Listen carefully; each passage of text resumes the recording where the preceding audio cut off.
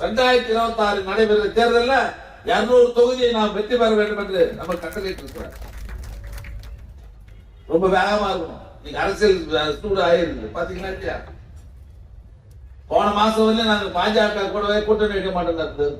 ஜெயக்குமார்னு ஒருத்தர், அவர் வீடியோல போய் பாருங்க, அவர் என்னன்னா பேசினார். இனி எந்த காலத்திலும் பிஜேபியோட உறவு கிடையாது சொன்னாரா இல்லையா? அது என்னன்னா சொன்னாரு.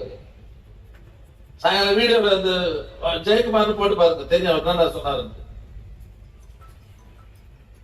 இந்த உதயகுமார்னு ஒருத்தர் அவங்க கட்சியில மதுரைக்காரு, அவர் இந்த அண்ணாமலை நாங்க பேசுறதோட அவர் கேவலம் பேசுறாரு.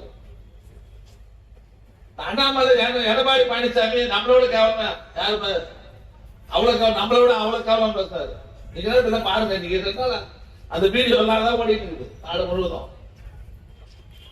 ஆனா இன்னைக்கு அவங்க நிர்பந்தப்பட்டு இவங்க செய்திருக்கிற ஊழல் எல்லாம் நடவடிக்கை ஜாகிரதை மரியாதை கூட கூட்டணி வா இல்லைன்னா உங்களுக்கு ஓய்ச்சி கொடுன்னு சொன்னது அப்புறம் தான் இன்னைக்கு நேரம் அமித்ஷா வந்து இன்னைக்கு எல்லாம் அவர் வீட்டில் விருந்து கொடுக்குறது, இவர் விருந்து கொடுக்குறது எல்லாம் இன்னைக்கு வேகமா. முதல்ல அமித்ஷா என்ன சொன்னாரு? கூட்டணி ஆட்சி தான் வரும்னாரு. பாத்தீங்களா இல்ல?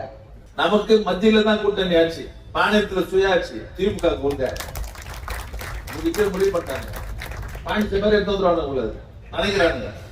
ஆனா தமிழ்நாட்டுல வேவாது, ஞாபகம் வச்சுக்கோங்க. நீங்களா ஒன்னா சேர்ந்து முடிஞ்சிருமா?